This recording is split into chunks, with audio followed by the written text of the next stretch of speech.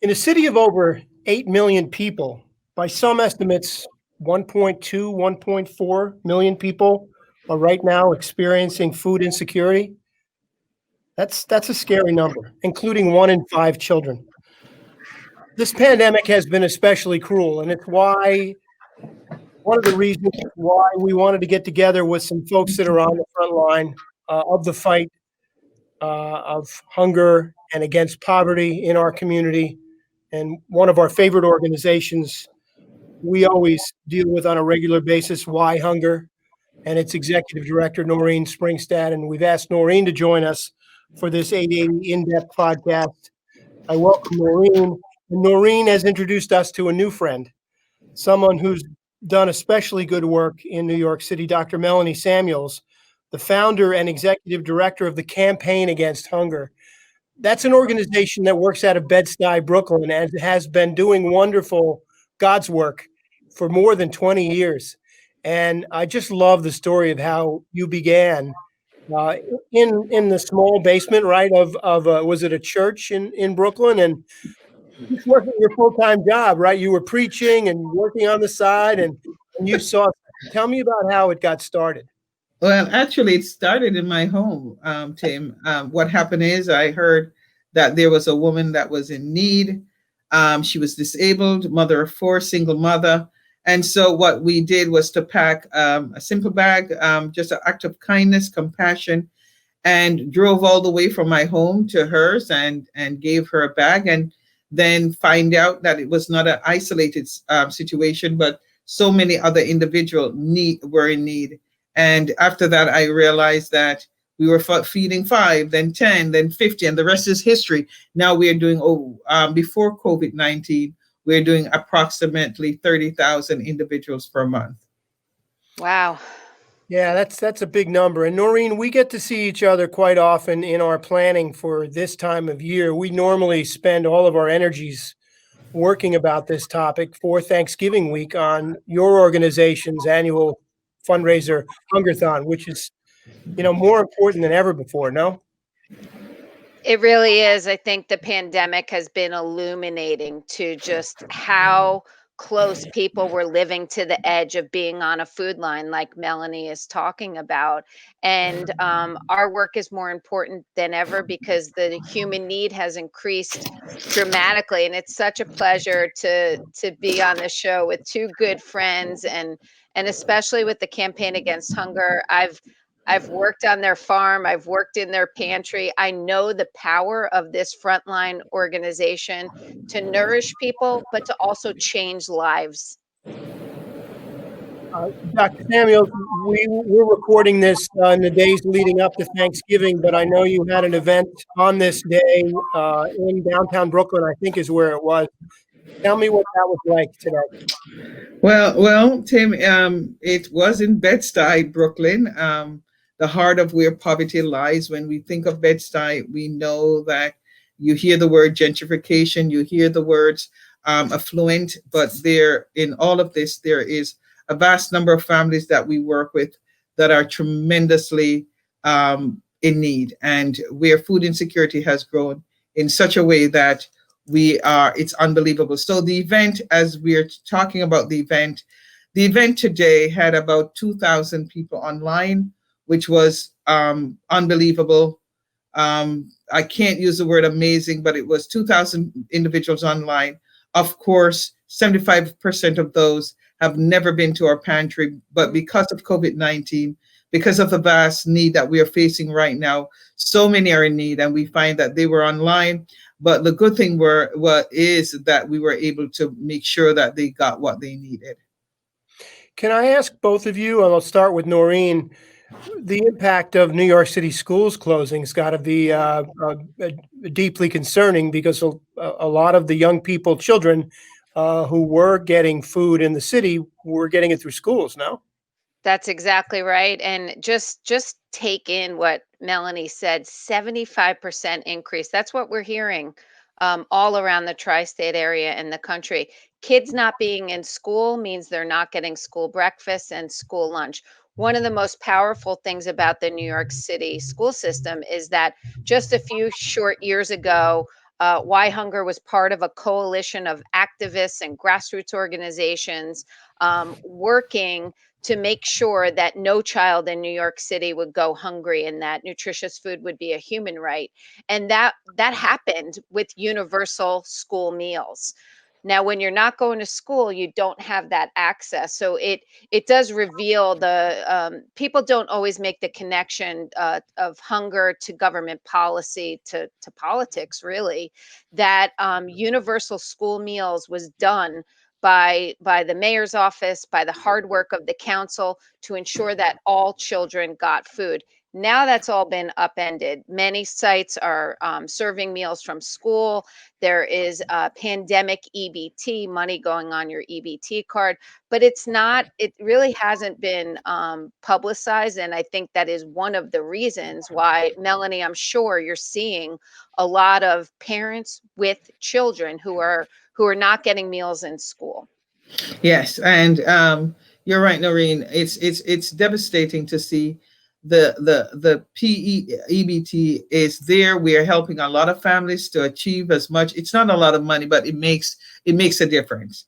But what we're finding out is that a lot of the mothers that are coming with their children, they're telling us it's very difficult now because, of course, it's more homeschool than anything else. We have to face the facts that families are actually in need. And so they're telling us how difficult it is. So as an emergency feeding program, as a pantry, we have to also make sure that the food that we send home now is kid friendly.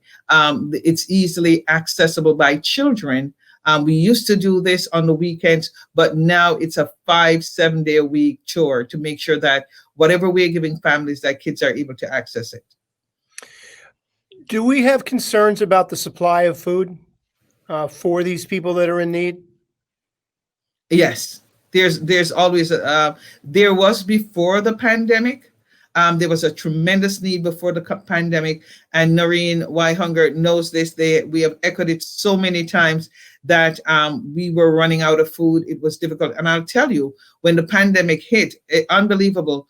We had no food, and what was coming to us, we could not serve our community because it was not edible. You can't have a community that 23% of those that you're serving is already diabetic. A larger number is suffering from hypertension and obesity, and we turn around and we give them junk. So we had to make sure that we had enough healthy food to distribute. It took a while for the city, for the state, and everyone to coordinate to get things in order. But in the meantime, you had families online that needed food immediately, and so the Campaign Against Hunger had to purchase food. And I'll tell you, it was startling to know things like simple grain, anything that was whole wheat. It took us 3 months before we could have seen our shipment to come in. It had gotten to a panic stage. In the first 3 months of COVID, it was very difficult for us. One, you're talking about social distancing, you're talking about families on the line, you're talking about a wraparound line, and then you're talking about fear of death, and it was just so difficult. And to top it off, we had to face the fact that we had not enough resources. And I'll say we still don't have enough resources because after the holiday season, Tim, what is sad about all of this, January, February, March, when no one thinks about hungry, that's when it really hits. And go ahead, Noreen. Yeah, I was going to say that is just paints a picture, right, of something we never thought we would see in our lifetime. These are Great Depression era soup lines, bread lines, food lines that we haven't seen a hunger crisis like this I'm at WHYHunger for 3 decades. Melanie has been working on this for over 25 years. And this is a crisis of epic proportions. To be in the human service business, providing people food and not knowing if you're going to have it is it's dire. And I think, Melanie, you made such a great point, and this is why we love the Campaign Against Hunger. It's not just about any food. Junk food does not build health resilience. You need to have proper nutrition and nourishment.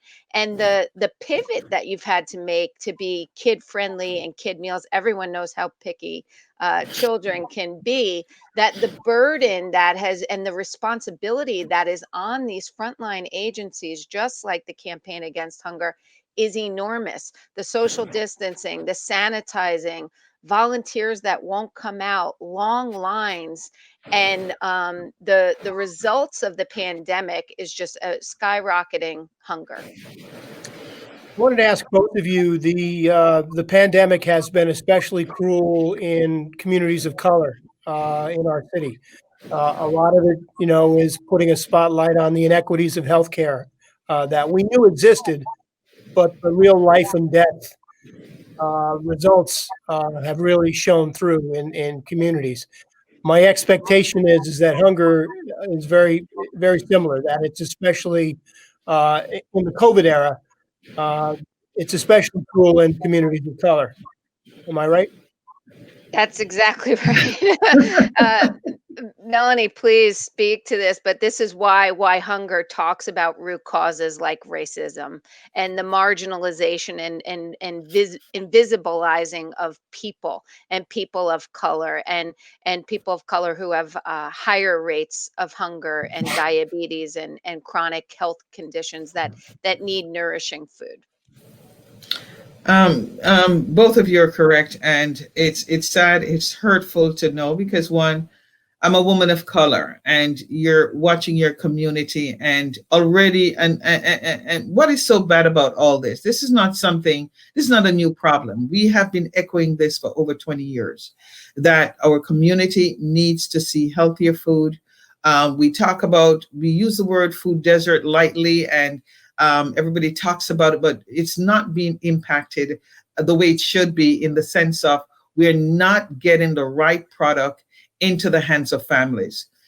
The pandemic hit, and of course, who is the greatest recipients? We're not talking about recipients of fortune or recipients of house. We're talking about a health crisis, a pandemic.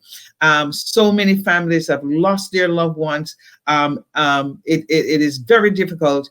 And one of the things I believe, of course, there is a health crisis in our neighborhood, but I think that the COVID-19 took the covers off and let everyone know that we have been saying this for years. Let's do something. Come on.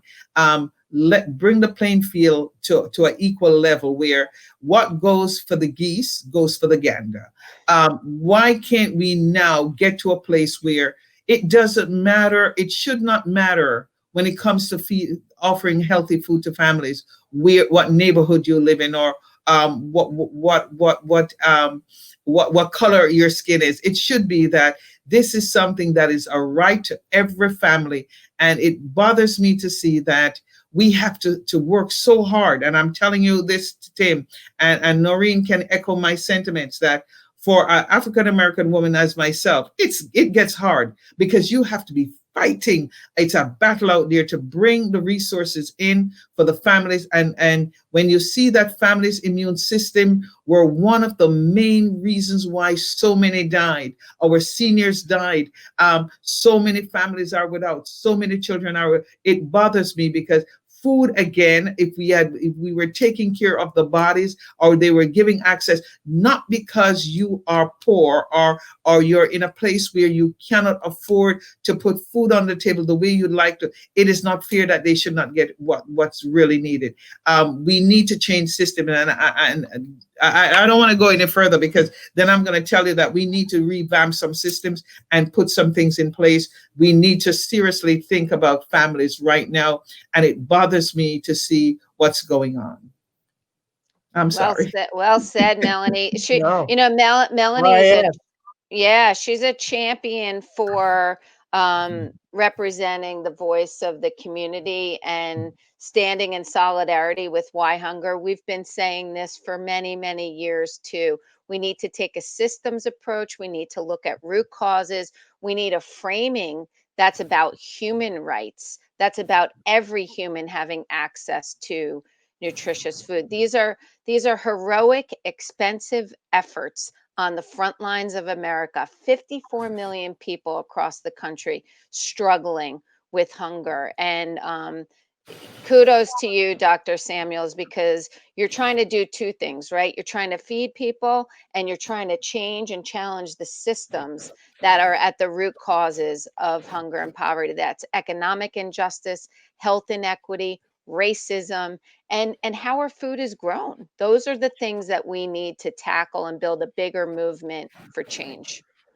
And Part of the reason I wanted to get you all together was to also talk about how people could help. And so I want to begin to talk about that. I did want to ask, however, because I've got two experts here, is there a role for restaurants? We know that restaurants have employees that are struggling, out of work. We know that they can produce food. I mean, could we, I'm a dreamer, sorry about it. Could we have a Marshall Plan that the government could come in and pay restaurants to employ their people and to allow for, to help produce food? I think some of that is going on. I know Chef Jose Andres is doing some of that. Danny Meyer's doing some of that. But Tim, I like the way you think. We got to go big here, right? We need a bigger game plan. These isolated interventions do not solve the systemic problem, and that's one of the roles Why Hunger plays. We weave together these exceptional organizations to build a more powerful movement for change. So what is that Marshall Plan? I think that's what we need to work on together. And the restaurant industry is getting decimated right now, and those workers are in need of help. It's also an opportunity. There's other groups and alliances like the Food Chain Workers Alliance, Restaurant Opportunities, people who are organizing in the industry to come up with solutions to demand better pay, to demand hazard pay, to get sick days. All of those things are very interconnected into the bigger picture. Well, let me ask, ditto. go ahead, Dr. Samuels. I was going to see No, if I, you I could. was just saying ditto. Well said, Noreen. We are. I know during the pandemic, so many chefs and restaurants have just rolled up their sleeves and started helping and reaching families, which is needed, especially for our seniors, because there's so many underlying issues where our seniors are concerned. Everyone is not technology savvy, and so we find that they can't access as much as they want to. I believe that the city, I would say the city did work hard, and others, and the private sector jumped in and made a tremendous difference in getting that. But I like how you're thinking, as Lorraine said, there's still so much more to be done, and there's still other corporate or restaurants that need to get on board. And I think this can be done if we come together as a team. And I add to this why, because what we did different as an organization, the Campaign Against Hunger, we are a choice pantry, but during the pandemic, we shift our entire work model. And we moved from curbside to right now we have 11,000 square feet warehouse that we engage 250 partners where we can't go, where City Harvest don't go, or the food bank, because of their building capacity and their model. We were able to get food in the intricate areas where it was needed the most, and we're still doing that. And that's why 14,000 families every week are being fed by us. That's terrific. Noreen, people who are listening to this may know your organization by name because every year around this time, we shine the spotlight. The organization works 365, 24/7, right? But this is a time where we think about it because Thanksgiving week is always a thing.